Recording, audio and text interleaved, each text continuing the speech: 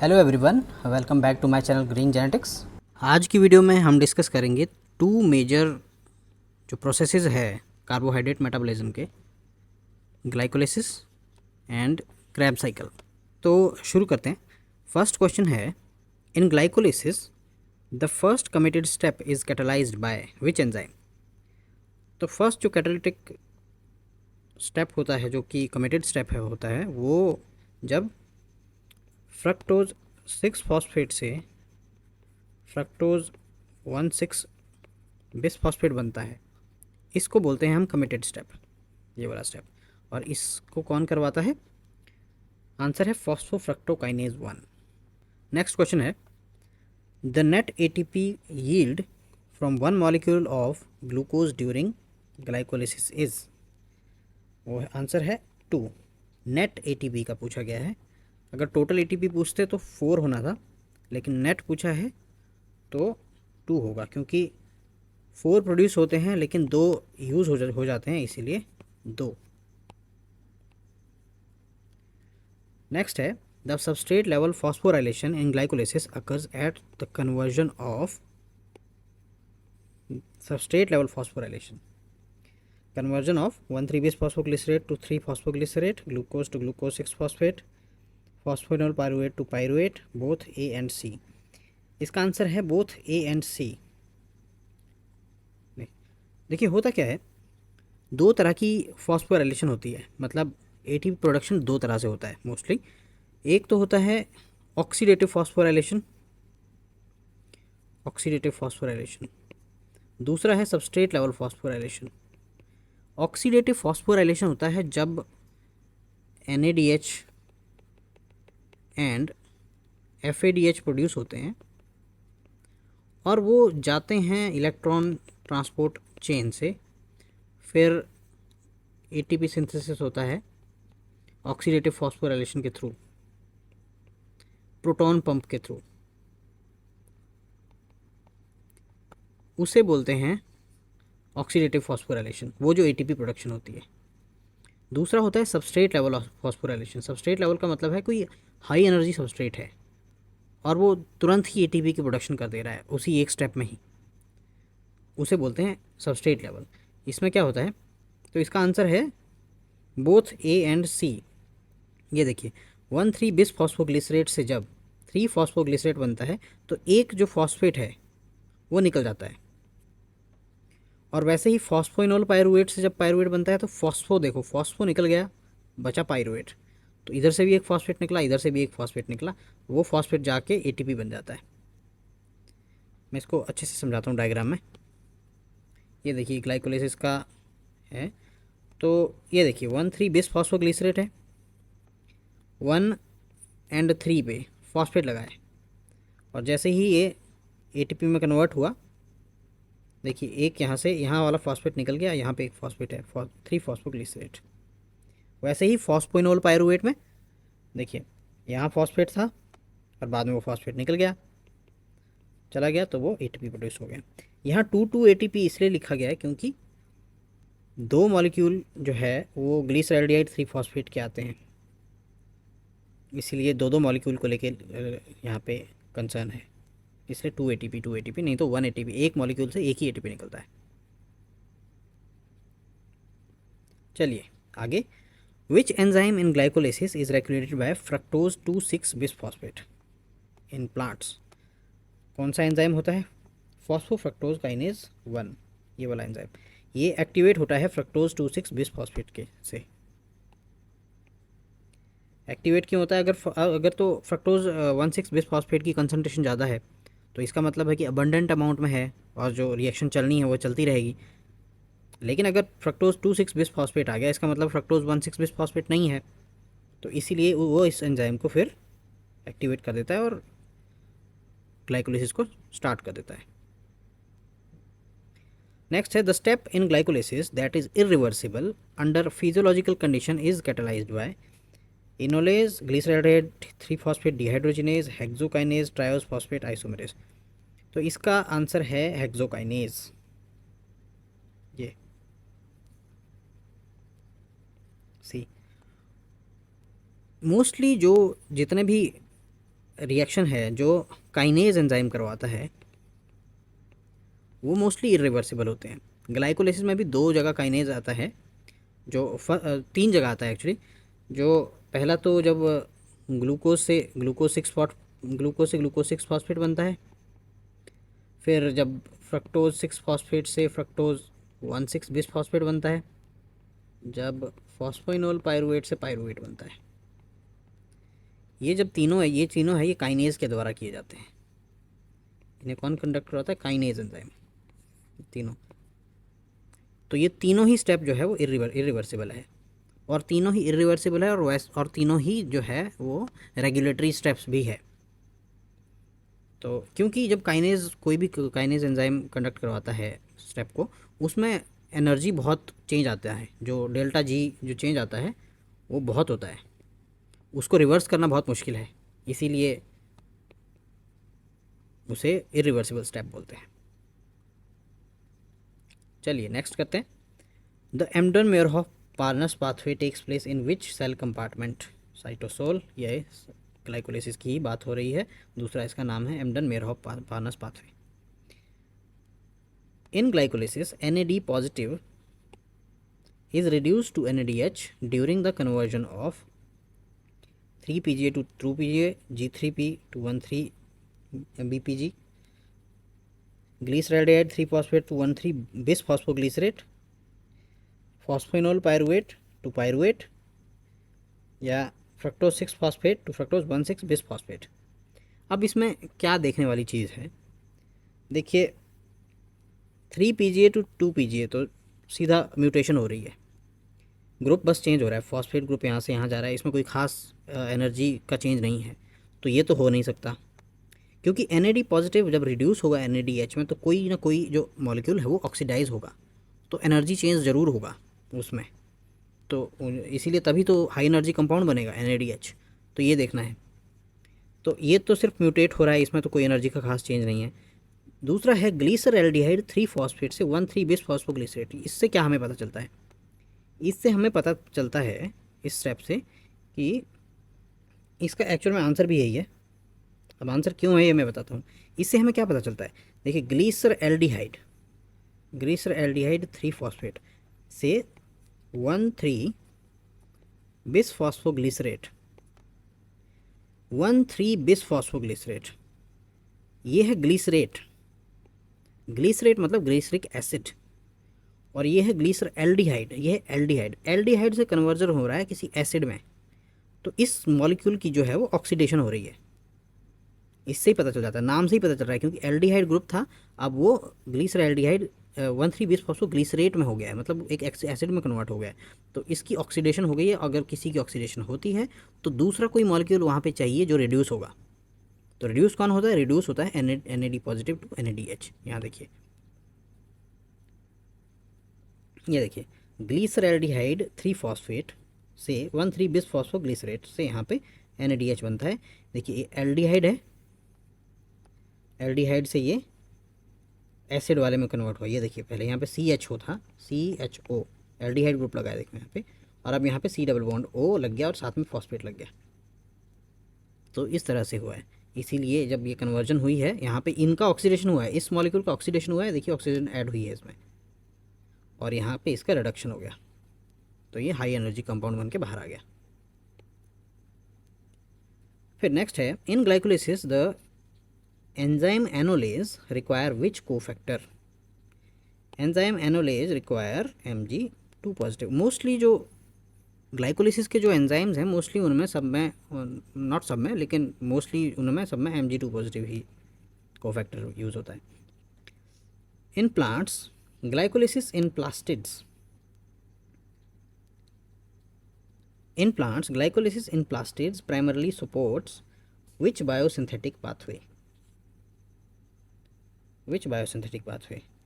तो इसका है फैटी एसिड सिंथेसिस। जो प्राइमरली जो ग्लाइकोलाइसिस सपोर्ट करता है वो फैटी एसिड सिंथेसिस सपोर्ट करता है। नेक्स्ट है, which glycolytic intermediate is a precursor of aromatic amino acid synthesis in plants? कौन एरोमेटिक अमाइनो एसिड बनाता है जो प्रिकर्सर है? तो इसका है फॉस्फोइनोल पायरुवेट, ये प्रिकर्सर है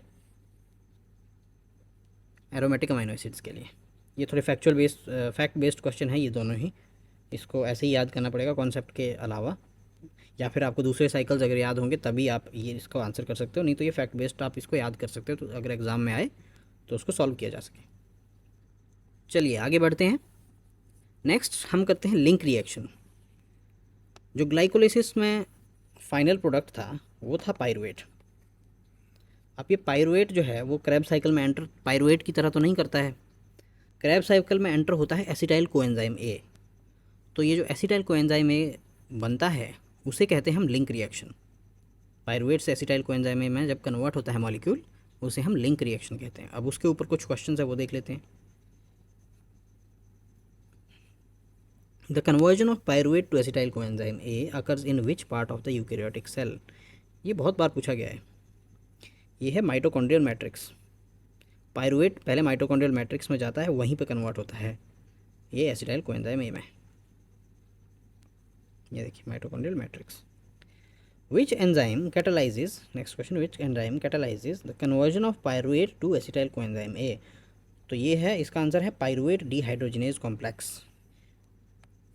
ये इजीली याद करना इसलिए है क्योंकि इसमें थ्री डिफरेंट एंजाइम होते हैं और इसीलिए इसको कॉम्प्लेक्स बोला जाता है। तीन डिफरेंट एंजाइम से मिलकर बना होता है और तीनों ही इंपॉर्टेंट है, इसके नाम भी पूछे जाते हैं। देखिए पायरुवेट डीहाइड्रोजिनेज कॉम्प्लेक्स। नेक्स्ट है pyruvate dehydrogenase complex require how many types of coenzymes. तो इसमें 5 टाइप्स ऑफ कोएंजाइम इसके लिए चाहिए होता है। ये देखिए ये है 5 टाइप्स ऑफ कोएंजाइम जो रिक्वायर्ड होते हैं। टीपीपी थायमिन पायरोफॉस्फेट, वो विटामिन B1 से आता है। लिपोइक एसिड, ये E2 का कोफैक्टर है। ये कोएंजाइम A जो विटामिन B5 से आता है। FAD B2 से आता है। NAD B3 से आता है। कई बार इनके प्रिकर्सर भी पूछ लिए जाते हैं कि B1 से टीपीपी का प्रिकर्सर क्या है या फिर लिपोइक एसिड का प्रिकर्सर क्या है। तो ये इसलिए वाइटामिन याद करने ज़रूरी है इन चीज़ के लिए, इसके क्वेश्चंस के लिए, और ये आते हैं, ये पूछे जाते हैं। चलिए नेक्स्ट देखते हैं। विच of the following is not a coenzyme required by pyruvate dehydrogenase complex. कौन सा नहीं है, कौन सा कोएंजाइम नहीं है। तो हमने अभी देखा पीछे थायमिन है, FAD है, NAD है। ये जो कोएंजाइम Q है ये नहीं है। कोएंजाइम Q हमारा जो ETC होती है, इलेक्ट्रॉन ट्रांसपोर्ट चेन है, उसमें आता है। Which vitamin is a precursor of thiamine pyrophosphate. तो इसका आंसर सिंपल है B1, विटामिन B1। ये सब फैक्ट बेस्ड क्वेश्चन है, ये याद रखना ज़रूरी है। Which vitamin is the precursor of FAD used in PDC। Flavin, FAD कहाँ से आता है, विटामिन B2 राइबोफ्लेविन से आता है। Flavin riboflavin. देखिए which vitamin is the precursor of NAD। NAD का कौन प्रिकर्सर है, vitamin B3 niacin. Which vitamin is the precursor of coenzyme A। ये तो इंपॉर्टेंट है बहुत, B5 पेंटोथेनिक एसिड। ये वैसे भी कई बार पूछ लिया जाता है, कोएंजाइम A का precursor. The overall reaction catalysed by PDC pyruvate dehydrogenase complex is. इसका आंसर है B, pyruvate plus coenzyme A plus NAD positive, acetyl coenzyme A, CO2 NADH। जो ग्लूकोज होता है उसमें से हम देखते हैं, जब भी ग्लूकोज का हम रिएक्शन पूरा देखते हैं तो हम देखते हैं कि 6 CO2 प्लस 6 H2O बाद में रिलीज़ होती है। उसमें से 6 CO2 में जो एक CO2 है वो यहाँ पे रिलीज़ होती है जब पायरुवेट एसिटाइल कोएंजाइम में कन्वर्ट होता है, क्योंकि एक जो ग्लूकोज का मॉलिक्यूल है वो बनाता है 2 पायरुवेट, और एक पायरुवेट एक एसिटाइल कोएंजाइम में जब बनाता है, 2 एसिटाइल कोएंजाइम में बनाएगा, और उससे क्या है, पहला जो ये वाला जो यहाँ पे रिएक्शन होगा जब वो एसिटाइल कोएंजाइम में कन्वर्ट होगा तो एक CO2 यहाँ, मतलब कि टोटल 2 CO2 यहाँ होती है 2 मॉलिक्यूल से रिलीज़, और बाकी की जो CO2 है वो क्रैब साइकिल में रिलीज़ होती है।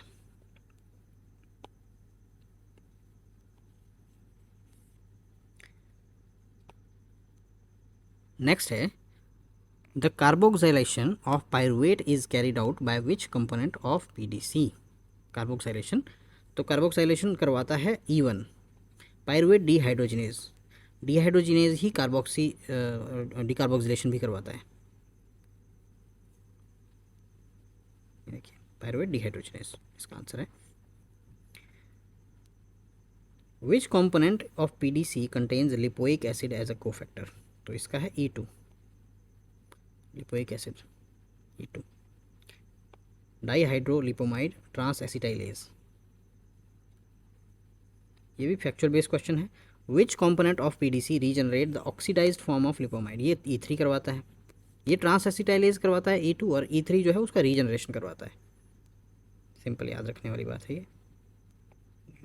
लिपोमाइड डिहाइड्रोजिनेज ये उसका रीजनरेशन करवाता है। The regulation of PDC is mainly by feedback inhibition, covalent modification, allosteric activation only, substrate level phosphorylation, RNA interference. इसमें feedback inhibition and covalent modification आएगा।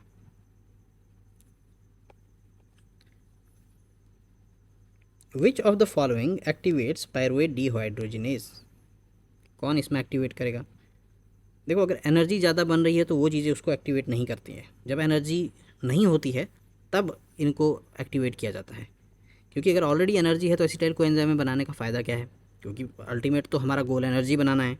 तो NADH अगर ज़्यादा है तो एनर्जी बनाने के लिए रिक्वायरमेंट नहीं है, अगर ATP ज़्यादा है तो उसकी भी ज़रूरत नहीं है। एसिटाइल कोएंजाइम में अगर ऑलरेडी ज़्यादा है तो क्यों बनाना है। तो ADP जो है वो अगर उसकी कमी होगी, मतलब ADP ज़्यादा होगा तो मतलब एनर्जी की कमी है, तो फिर ज़रूरी है। तो इसका आंसर ADP होगा, ADP। फिर नेक्स्ट है विच of the following inactivates pyruvate dehydrogenase complex, वही फिर उल्टा हो गया। Phosphorylation of PDH kinase, dephosphorylation of PDH, phosphatase, CA2 activation, insulin.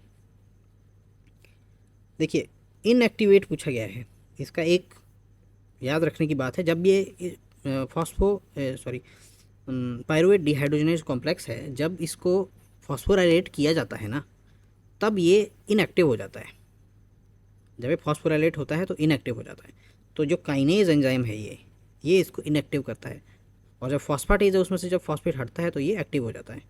और जो CO2 है और इंसुलिन है, ये दोनों ही एक्टिवेट करते हैं पायरुवेट डिहाइड्रोजिनेज को।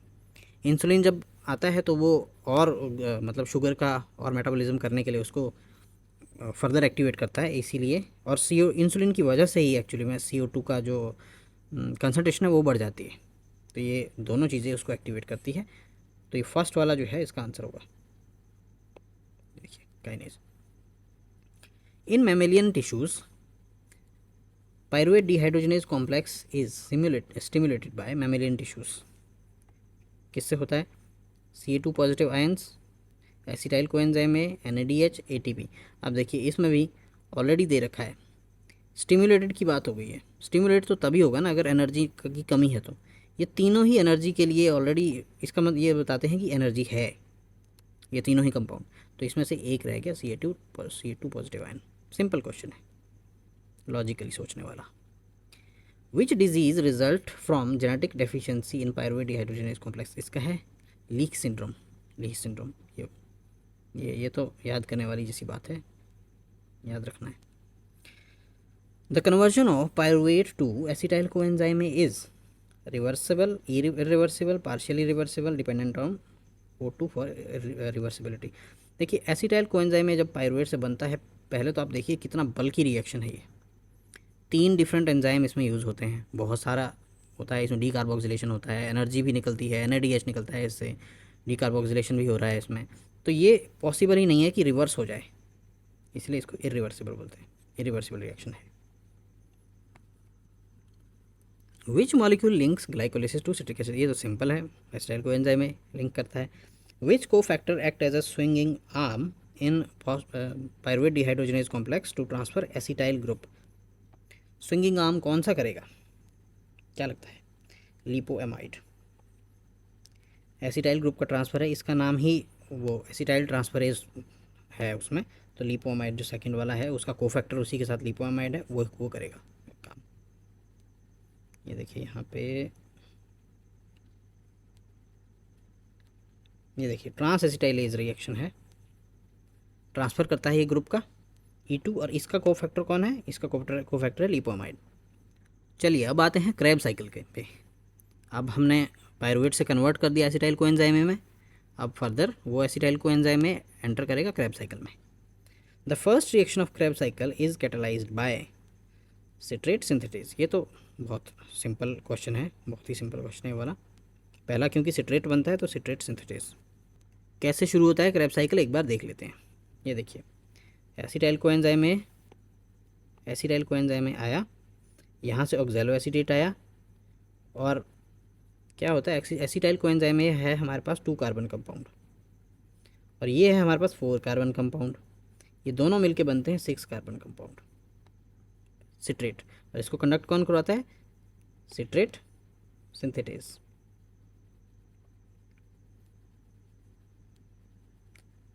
चलिए नेक्स्ट है the only enzyme of TCA cycle that is membrane bound is, इसका आंसर है सक्सीनेट डिहाइड्रोजिनेज। ये मैंने फर्स्ट में जब मैंने मेटाबॉलिज्म वाला एक और क्वेश्चंस भी करवाए थे तब भी बताया था कि जो सक्सीनेट डिहाइड्रोजिनेज है ये इनर माइटोकॉन्ड्रियल मेम्ब्रेन में पाया जाता है, जो कि आपका ETC का पार्ट है ये एक्चुअल में सक्सीनेट डिहाइड्रोजिनेज। इसी के थ्रू FADH2 एंटर करते हैं, फर्दर जो ऑक्सीडेटिव ऑक्सीडेटिव फॉस्फोरिलेशन में एंटर करते हैं FADH2 मॉलिक्यूल, वो इसी के थ्रू एंटर करते हैं, और ये मेम्ब्रेन बाउंड है ये वाला डीसक्सीनेट डिहाइड्रोजिनेज। फिर नेक्स्ट है the number of NADH molecules generated पर एसिटाइल कोएंजाइम इन TCA साइकिल। ये है 3 NADH मॉलिक्यूल, 3 जगह NADH मॉलिक्यूल प्रोड्यूस होते हैं। ये देखिए एक है आइसोसिट्रेट से जब अल्फ़ा कीटोग्लूटरेट में बनता है तो यहाँ एक कार्बन डाइऑक्साइड निकली। ये देखिए यहाँ तक ये 6 कार्बन कंपाउंड है। फिर यहाँ से एक CO2 बाहर निकली, एक CO2 यहाँ से बाहर निकली है देखो, तो ये बन गया अब हमारे पास 5 कार्बन कंपाउंड। फिर दोबारा से एक बार फिर से यहाँ पे भी देखो NADH और NADH बना, और एक CO2 यहाँ भी निकली, ये देखिए फिर बन गया ये 4 कार्बन कंपाउंड। अब ये 4 कार्बन कंपाउंड ही रन करेगा आगे भी, यहाँ सक्सीनाइल कोएंजाइम सिंथेटेज से सक्सीनेट फ्यूमरेट। अब आगे देखिए आप कहीं भी कार्बन डाइऑक्साइड बाहर नहीं निकल रही है, क्योंकि हमें एक्चुअल में क्या बनाना है, हमें एक्चुअल में बनाना है ऑक्सैलो एसीटेट, क्योंकि मेन कंपोनेंट है ऑक्सैलो एसीटेट इस रिएक्शन का। यही तो ये हमारे पास होना चाहिए, तभी ये एक्चुअल में चलती रहेगी।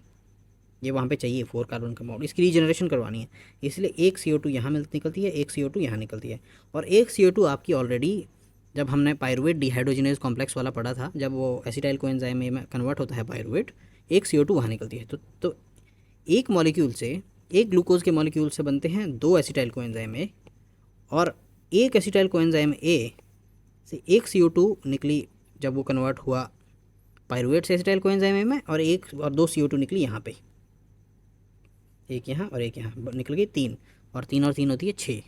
इस तरह से CO2 का कार्बन का इस तरह से होता है एडिशन। चलिए नेक्स्ट देखते हैं,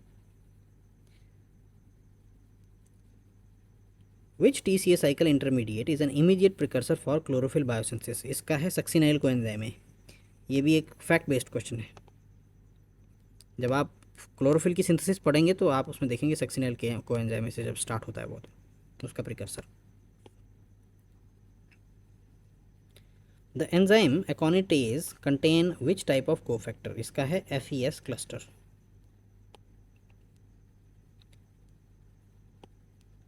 the step in TCA cycle that directly produce GTP is catalysed by isocitrate dehydrogenase, alpha ketoglutarate dehydrogenase, succinyl coenzyme synthetase, fumarase. इसका आंसर है सक्सीनाइल कोएंजाइम सिंथेटेज। ये देखिए ये तो डिहाइड्रोजिनेज है दोनों, डिहाइड्रोजिनेज मतलब ये ऑक्सीडेशन और रिडक्शन करवा रहे हैं, ऑक्सीडेशन रिडक्शन का रिएक्शन करवा रहे हैं, तो इसमें तो पॉसिबिलिटी है NADH की बनेगी। ये जो सक्सीनाइल कोएंजाइम सिंथेटेज है, इसमें देखो T लगा है सिंथेटेज, तो यहाँ ATP की इन्वॉल्वमेंट होती है जब भी टेज आता है। तो आपने मेरा अगर एंजाइम वाला लेक्चर अच्छे से पढ़ा होगा तो मैंने वहाँ पे बताया है ये, तो ये इसका आंसर होगा। सी सक्सिनाइल कोएंजाइम ए सिंथेटेज। यहाँ भी देखिए, ये देखिए सक्सिनाइल कोएंजाइम ए सिंथेटेज है, एक जीडीपी से जीटीपी बनता है, मतलब एक एटीपी बनता है और वो सक्सिनेट में कन्वर्ट हो जाता है। The total CO2 molecules release in a complete oxidation of one acetyl coenzyme, ये तो मैंने बहुत बार बता दिया। एक एसिटाइल कोएंजाइम के ऑक्सीडेशन से कितने निकलते हैं CO2 मॉलिक्यूल? देखिए दो, क्योंकि एक निकलता है, एक तो पहले ही जब पायरुवेट एसिटाइल कोएंजाइम में कन्वर्ट होता है तभी निकल जाता है एक CO2, तो तब निकल जाती है, फिर बाकी दो निकलती है क्रैब साइकिल में। Which TCA enzyme is inhibited by fluoroacetate a plant toxin, ये भी एक इंपॉर्टेंट क्वेश्चन है, आ जाता है प्लांट के परस्पेक्टिव से। कौन सा है? एकोनिटेज। इनहिबिटर्स तो याद रखने एक्चुअल में मेमोरी बेस्ड ही है, आप ये फैक्चुअल क्वेश्चन है, इसको आपको याद ही रखना पड़ेगा जितने भी इनहिबिटर्स है। और इनहिबिटर्स पक्का आते हैं, रेगुलेटरी एंजाइम्स पक्का आते हैं और इनहिबिटर्स पक्का आते हैं किसी ना किसी एग्जाम में। नेक्स्ट है, in plants mitochondrial NAD malic enzyme participate in which pathway? CAM metabolism, C4 photosynthesis, glyoxylate cycle या A एंड B? इसका आंसर है A एंड B, तो D, A and B, CAM metabolism और C4 photosynthesis. C4 photosynthesis में 3 तरह की वो different pathway होते हैं, उसमें एक NADME भी होता है। NAD इसी के बेस पे, इसी एंजाइम के बेस पे ही 3 डिफरेंट पाथवे होते हैं। नेक्स्ट है, the reducing equivalent FADH2 in TCA cycle is produced during. Reducing equivalent FADH2 कब बनता है? FADH2 बनता है जब सक्सीनेट से फ्यूमरेट में कन्वर्ट होता है मॉलिक्यूल आपका, क्योंकि ये वाला जो स्टेप है ये करवाता है सक्सीनेट डिहाइड्रोजिनेज एंजाइम है वो करवाता है। और जो सक्सीनेट डिहाइड्रोजिनेज जो एंजाइम है वो मेम्ब्रेन बाउंड है, मैंने पहले भी बताया था कि वो इनर माइटोकॉन्ड्रियल मेम्ब्रेन में पाया जाता है और वो पार्ट है आपका इलेक्ट्रॉन ट्रांसपोर्ट चेन का। और इलेक्ट्रॉन ट्रांसपोर्ट चेन में FADH2 उसी के थ्रू अपने इलेक्ट्रॉन ट्रांसपोर्ट करते हैं आगे। ये बहुत इंपॉर्टेंट स्टेप है, ये बहुत बार पूछा जाता है ये वाला, या एंजाइम पूछ लेंगे या स्टेप पूछ लेंगे, लेकिन ये इंपॉर्टेंट है। चलिए आगे चलते हैं, जनरल रेस्पिरेशन के कुछ क्वेश्चन है। Respiratory question RQ for glucose oxidation is, ये इजी क्वेश्चन है, एक है इसका। जितनी CO2 रिलीज होती है कितनी ऑक्सीजन को कंज्यूम करने के ऊपर, उसका जो रेशो है उसके ऊपर है ये रेस्पिरेटरी क्वेश्चन। ये पिछली बार भी मैंने कवर किया था। In plants, the alternative oxidase pathway is located in inner mitochondrial membrane. Cyanide resistance respiration in plants is mediated by cytochrome oxidase, alternative oxidase, NADH dehydrogenase, ubiquitin oxidase. इसका answer है alternative oxidase. ये एक important enzyme है cyanide resistance respiration का, ये इसी का ही दूसरा पार्ट है। अल्टरनेटिव ऑक्सीडेज पाथवे को ही ये एक्चुअल में साइनाइड रेजिस्टेंस रेस्पिरेशन बोलते हैं। प्लांट्स के परस्पेक्टिव से कुछ क्वेश्चन है। Which organelle is involved in photo respiration along with mitochondria and chloroplast? Photo respiration की बात हो रही है तो कौन है? पैरोक्सिसोम।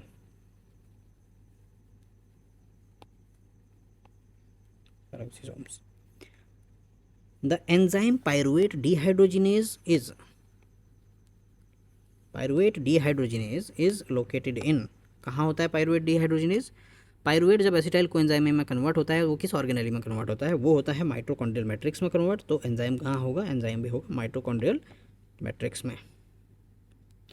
इन plants the glyoxylate cycle occurs in glyoxysome, ये बहुत सिंपल है, ग्लाइऑक्सिसोम में होता है फैटी एसिड्स का मेटाबॉलिज्म होता है यहाँ पे, और वो ग्लूकोज में कन्वर्ट होते हैं फैटी एसिड्स ग्लाइऑक्सिसोम में।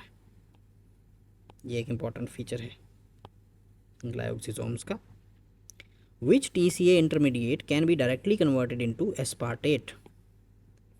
किसको एस्पार्टेट में कन्वर्ट किया जा सकता है? एस्पार्टेट मतलब अमीनो एसिड वाला, अमीनो एसिड के लिए कौन सा प्रिकर्सर है यहाँ पे? वो है हमारा ऑक्सैलो एसीटेट। ऑक्सैलो एसीटेट में जब हम डायरेक्ट अमाइड ग्रुप लगता है, NH3 लगता है, तो वो एस्पार्टेट में कन्वर्ट हो जाता है। इन anaerobic respiration of plants the primary and product is, anaerobic respiration की बात हो रही है और इन प्लांट्स में बात हो रही है, तो प्राइमरी जो एंड प्रोडक्ट होगा वो होगा एथेनॉल। अगर मसल्स की बात होती तो लैक्टिक एसिड आता, लेकिन प्लांट्स की बात हो रही है तो वो एथेनॉल होगा।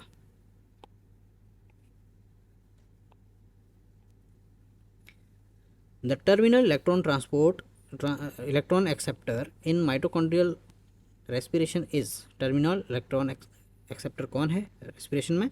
ऑक्सीजन। इसीलिए रेस्पिरेशन में ऑक्सीजन की ज़रूरत पड़ती है, क्योंकि ऑक्सीजन इलेक्ट्रॉन एक्सेप्टर है। The ATP yield from complete aerobic oxidation of one glucose molecule in plants is 38 ATP total release होते हैं। तो फ़िलहाल के लिए इस वीडियो में इतना ही। नेक्स्ट वीडियो में मैं डिस्कस करूँगा ETC, इलेक्ट्रॉन ट्रांसपोर्ट चेन हम डिस्कस करेंगे, और साथ में ऑक्सीडेटिव फॉस्फोराइलेशन, दोनों एक साथ ही डिस्कस करेंगे। और कुछ इंपॉर्टेंट अदर जो कि पूछे जाते हैं इन क्वेश्चंस के अलावा, वो भी मैं डिस्कस करूँगा कि जब कौन सा इंटरमीडिएट कहाँ ट्रांसफ़र होता है और क्या बनाता है, वो भी कई बार पूछा जाता है। जो इस तरह के क्वेश्चंस बहुत पूछे जाते हैं, तो वो हम अगली वीडियो में डिस्कस करेंगे। अगर आपको मेरी वीडियोस पसंद आती है तो इस वीडियो को ज़रूर लाइक करें और शेयर ज़रूर करें दूसरे स्टूडेंट्स के साथ, ताकि मेरा कॉन्फिडेंस बने और मैं भी थोड़ी और वीडियोस बनाऊं और जल्दी से जल्दी एग्ज़ाम से पहले बहुत सारे कॉन्सेप्ट्स को मैं कवर कर सकूं। तो यहाँ तक बनने के लिए थैंक यू। नेक्स्ट वीडियो में मिलते हैं।